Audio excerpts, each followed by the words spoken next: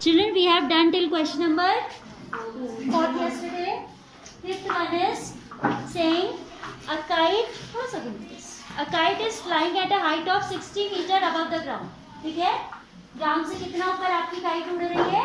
60 metre above the ground.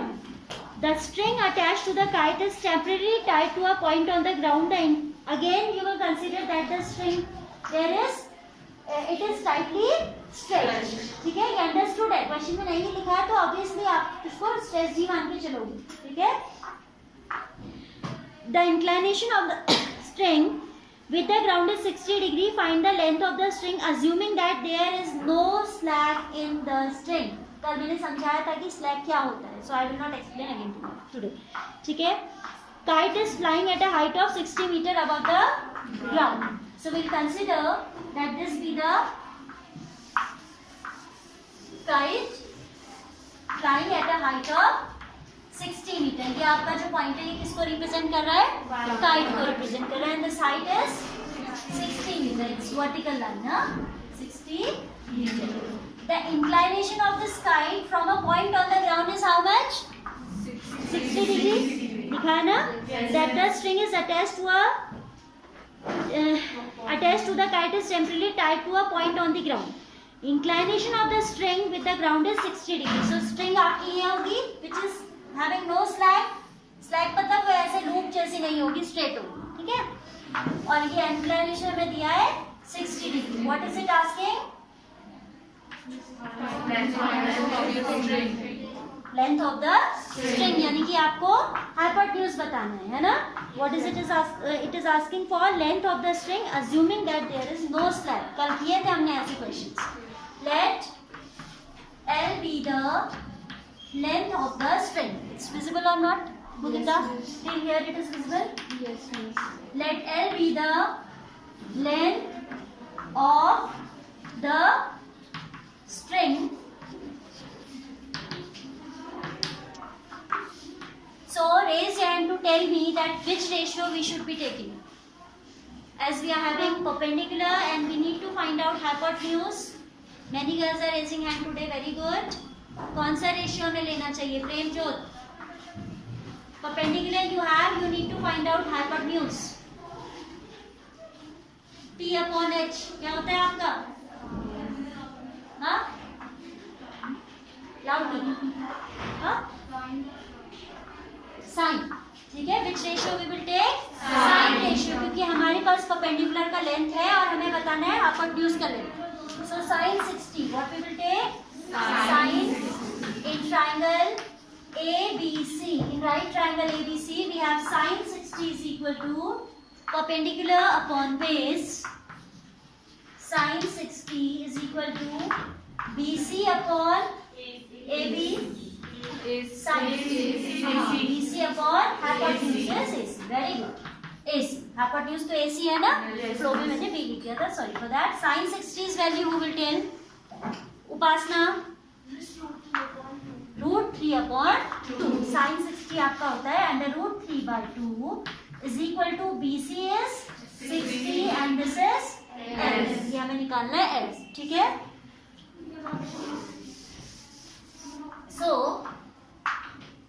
by cross multiplication this is under root L √3 is equal to 60 to the 120. This √3 will go in denominator on right side.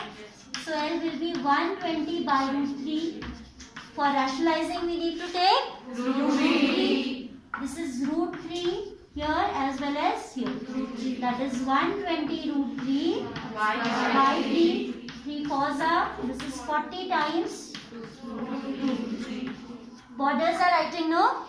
You may write, क्योंकि आपके पास दूसरा कोई option नहीं होता है. So the length of the string is 40 √3 meter. ठीक है, I give you time for writing. First listen to me. इसका तो हो ही गया सोल्यूशन है, कुछ पूछना है इसमें? नो. सिंपल है ना? तो we write last, we write the answer along with unit that so the required length or so the length of the string is 40 √3 metre. जब तक आपको ये वैल्यूज एग्जाम में दी ना हो, you can leave the answer like this only. You remember in chapter area related to circle somewhere we are given the values of √3 √2. Here also in applications of trigonometry, if the values are given, then only you will find out in decimals. या वो आपसे कह दे कि find the answer up to correct 3 places of decimal, 2 places, और root 3 नहीं भी दिया है, अगर instructions दिए कि निकालो, फिर आप रूट 3 खुद रखोगे. So for that purpose, you should know the value of root 3 and root 2, because you cannot waste time in calculating. तो root 3, root 2 तो याद ही रहना चाहिए सबको. You can even write down root 3 is 1.732 and root 2 is 1.41. For trigonometric values में हमारा इतने से काम चल जाता है, या root 3 आता है कहीं पे, या root 2 आता है ना. But generally वो पूछता नहीं है, और पूछेगा तो आपको वैल्यू देता है. Still you should know. क्या पता MCQs में कहीं पूछ दे, है ना, कहीं भी पूछ दे, पता तो होना चाहिए. We should know everything. Now we have question number 6 of the same exercise. It says a 1.5 meter tall boy is standing at some distance from a 30 meter tall building. The angle of elevation from his eyes to the top of building increases from 30 to 60 as he walks toward the building. Find the distance he walked toward the building. क्या हो रहा है देखिए. There is a boy who is 1.5 meter tall is observing a building which is 30 meter high. ऐसा ही कह रहा है. तो आपका सपोज ये है building which is 30 meter high and this is the boy who is 1.5 meter in height. Height of the boy is 1.5 meter. Height of the building is 30 meter. This boy is observing, so obviously your point of observation will be here at the top. क्योंकि आपका height जहाँ पे है, जैसे 1.5 height है, तो आप you will not observe from your feet, you will observe from somewhere up, है ना. तो ये जो नेग्लिजिबल होता है डिफरेंस, जैसे आपका यहाँ पे हेड है तो आप हेड से ही पॉइंट ऑफ ऑब्जर्वेशन, क्योंकि आपको दिया नहीं है कि आइस कितनी नीचे है, तो दैट इज नेग्लिजिबल डिस्टेंस. आप मान लेंगे कि जितनी हाइट है आप वहीं से ऑब्जर्व करोगे. समझ रहे बात को. So this 1.5 we have. This point at a height of 1.5 is the point of observation and the angle of elevation is 30, I think, है ना. Angle of elevation is always measured with the horizontal line, so I have drawn a horizontal line. Fine. Figure सबको समझ में आया. This angle is 30. Then it is saying that if the child moves toward the building, question ऐसा कह रहा है देखो, if the boy moves toward the building, angle of elevation increases from 30 to 60 degree. जब हम किसी ऑब्जेक्ट के नजदीक जाते हैं तो एंगल ऑफ एलिवेशन इंक्रीज होता है. ये भी पता होना चाहिए. When we are coming closer to the point, to the object, पहले आप इधर थे, अब आप क्लोज आ रहे हैं, तो एंगल हमेशा क्या होगा, बढ़ेगा. ठीक है, इंक्रीज होगा. और आप दूर जाओगे, सपोज आप यहाँ जा रहे हैं, तो आपका एंगल 30 से भी कम हो जाएगा. फिगर से क्लियर हो रहा है कि नहीं. बिकॉज यू नो दैट आप इसको एक्सटीरियर एंगल से भी समझ सकते हो. एक्सटीरियर एंगल प्रॉपर्टी तो इसमें नहीं लगी है, फिगर से ही समझ आ रहा है. एक तो हमारा 9th में थ्योरम थी that of all line segments drawn from an external point, जो परपेंडिकुलर होता है वो शॉर्टेस्ट होता है. तो आपको पता है कि ये शॉर्टेस्ट है, ये लेंथ हमारी क्या है, ज्यादा है. जैसे जैसे ये लेंथ बढ़ रही है तो एंगल क्या हो रहा है, रिड्यूस हो रहा है. ठीक है. So you remember that. ये रिमेंबर भी नहीं करना है आपको, फिगर में खुद ही समझ आता है. अगर मैं कोई point, suppose this was the point of observation, again I am explaining, यहाँ पे था पहले हम ऑब्जर्व कर रहे थे, अब हम पास आ रहे हैं तो आपको दिख रहा है ना कि एंगल बढ़ रहा है, साफ तो दिख रहा है. This angle is getting increased. If you are moving further, अगर हम दूर जा रहे हैं तो हमें साफ दिख रहा है कि एंगल का वैल्यू कम हो रहा है. बात समझ में आ रही है? सबको आ रही है? That on moving away from the point of observation, angle will decrease. Moving closer, है ना, toward the object अगर हम जा रहे हैं तो हमारा एंगल इंक्रीज होगा. So this outer one small will be 30 and this will be, यहाँ 60 यहाँ 30 बना दिया तो solution will go wrong. Figure ही गलत हो जाएगा. सोल्यूशन कौन चेक कर रहा है फिर? तो फिगर आपका बहुत केयरफुली सही बनना है. समझ आई बात? This is 30. If you are moving toward the building this will be 60. ठीक है. तो अब क्या करेंगे हम, this is 1.5. So obviously parallel lines के बीच का डिस्टेंस क्या रहता है, सेम रहता है. तो this will also be 1.5. Total height is 30. This 30 is total height. ध्यान दीजिएगा. So this remaining will be the difference of these two or not? Yes. आपका total height 30 है, उसमें से 15 हटाओगे ना, so it will be 28.5 meter. we'll subtract out 1.5 from 30 meter. इतनी बात clear हुई? Now this is the first question where we have to deal with two triangles simultaneously. ठीक है, हमें बताना क्या है, distance walk toward the building बतानी है ना? Find the distance he walked toward the building. So I am considering that he walked toward the building by a distance of x meter. Let AB be the boy. ये सारा आप figure में mark कर दो, जरूरी नहीं वहाँ लिखना. Will not write. PQ be the building. ठीक है. And this A के parallel point को हमने ले लिया K. ठीक है. This point is parallel to A. हाँ, A के parallel है K. ठीक है. And this point where he is reaching after some time, ABC ले लिया था, नहीं लिया था, तो this is C. So once we will consider, अब हमारे पास क्या है, दो triangles हैं which we have to consider. Which triangles we have to consider? Raise hand. Can you tell me which triangles we will consider, Ruzul? PCK. Yes. And PAK. Very good. PCK and PAK. अगर बच्चा इस triangle को consider करेगा तो trigonometry fail हो जाएगी, because trigonometry is applicable for a right triangle. और बच्चे ये गलती करते हैं. This mistake is very common that they consider a non-right triangle. Are you willing to ask something? Okay. हाँ? Okay. Okay. So we cannot consider this triangle. हाँ, ये गलती आप नहीं करोगे कि आपने ये triangle consider कर लिया. आप consider करेंगे triangle PKC once and then PKA. इसके बेस को हम y ले लेते हैं. This base we have taken as y. ठीक है. फिगर आपने ड्रॉ कर दिया given information के साथ. Here you will not write much. ठीक है. आप लिखेंगे let, जो निकालना है उसके लिए लिख देते हैं let x be the distance covered by the boy toward the building. Covered by the boy or be the required distance कह सकते हो आप. ठीक है. Now in right triangle PKC, in triangle which one? PKC. Generally we prefer considering a smaller triangle first. कोई hard and fast rule नहीं है, but मैं तो हमेशा यही बच्चों को suggest करती हूँ कि छोटा वाला पहले ले लो, फिर आप यहाँ से y की वैल्यू निकाल लोगे तो बड़े वाले में y की वैल्यू रख दोगे, तो that is a bit convenient. कोई स्ट्रिक्ट रूल नहीं है कि आप छोटा ही ट्रायंगल पहले लो, but still I am saying कि it's better to consider the smaller triangle first. ठीक है. जिसमें कम अननोन्स है. स्मॉलर से मेरा मतलब है triangle containing less number of unknowns. In this smaller triangle we have just one unknown y, whereas in the bigger one we have two unknowns x and y in the base. Base इसका पूरा x plus y होगा ना. तो पहले हम छोटे को consider करेंगे, we'll evaluate y, later we will put the value of y. तो ये एक सजेशन है, कोई हार्ड एंड फास्ट रूल नहीं है. ठीक है.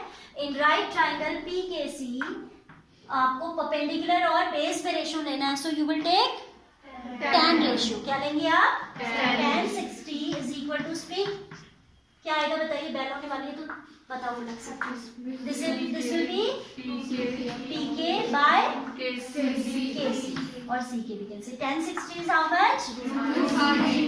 √3. PK is how much? 28.5 by CK is y. So I can say y is equal to 28.5 by √3. Right now I'm leaving it like this only. Rationalization हमें last में करना चाहिए क्योंकि हमें y नहीं बताना है, हमें x बताना है. So later we will rationalize. This much is clear to everyone? Yes. Now we will consider the bigger triangle, that is triangle PKA. क्या लेंगे अब हम? PKA. In triangle PKA, what do we have to? tan 30. क्या लेना है हमें? tan 30 is equal to perpendicular, that is PK.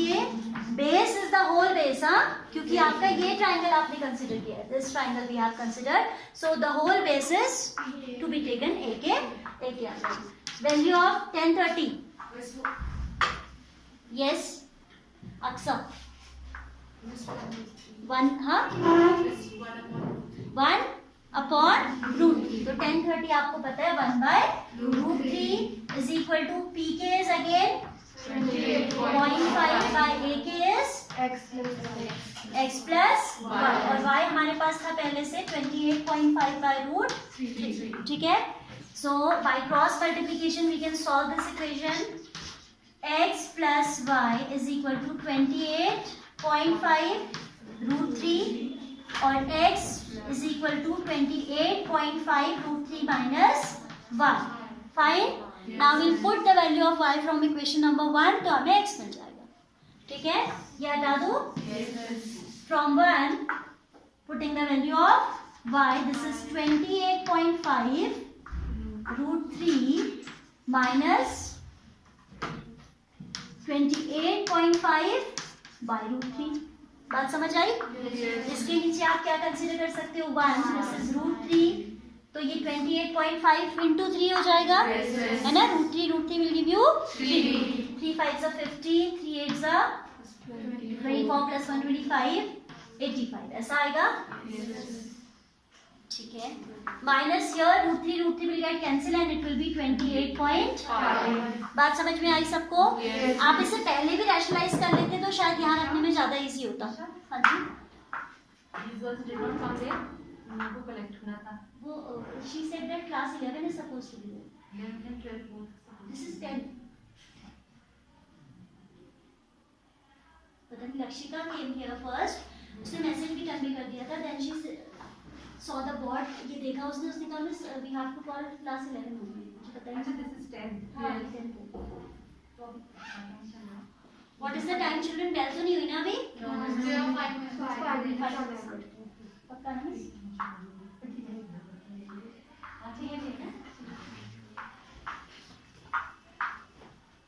Okay, I am saying कि आप इसको अगर पहले रैशनलाइज कर लेते तो भी ठीक होता है, क्योंकि यहाँ पे जो है ये विदाउट सर्ट्स आ रहा था ना, √3 मल्टीप्लिकेशन में आ रहा था. तो आप चाहें आप दोबारा करिएगा इक्वेशन रैशनलाइजिंग इट इनिशियली, और नहीं भी करा है हम बाद में भी कर रहे हैं तो भी कोई बहुत ज्यादा डिफरेंस नहीं आ रहा है ना. सो दिस इज व्हाट कितना 57 by √3 and then we can write it 19 into 3 by, अरे ये तो दिख नहीं रहा होगा. कहाँ थे हम लोग? ये हो गया था. This is on subtracting 57 upon √3. This is 19 into 3 by √2. Isn't it? This is clear to everyone? ये से कैंसिल हो जाएगा √3 टाइम्स और ये आ जाएगा 19 √3. So at last we'll write, so the distance walked by the boy is 19 √3 meter. बात समझ में आई या नहीं आई? Question is very easy, though there is a combination of two triangles, but difficult थोड़ी. आपको पता होना चाहिए कि when you are coming closer to the object the angle of elevation will increase. When you are coming away from the object to be observed, आपका जो point of observation है वो बैक शिफ्ट हो रहा है, दूर जा रहा है, तो डिक्रीज होगा. पास शिफ्ट हो रहा है तो इंक्रीज होगा. ये क्लियर हो रहा है ना फिगर से? समझ आ रहा है? लाइक कल हमने वो स्लाइड वाला किया था, तो उसने जब बड़ी स्लाइड के लिए जब उसको स्लाइड लंबी चाहिए थी तो उसने क्या किया था, एंगल को भी ग्रो, वो तो अलग ही केस था, because there were 2 cases for 2 different age groups ना. ये चीज अलग है, क्योंकि आप क्या कर रहे हैं, एक ही ऑब्जेक्ट, आपका ऑब्जेक्ट सेम है, एक ही हॉरिजॉन्टल लाइन में आप शिफ्ट कर रहे हैं. You are shifting along the same horizontal line. So if you will come closer, angle will be big. If you will go away, angle will be small. आया समझ में?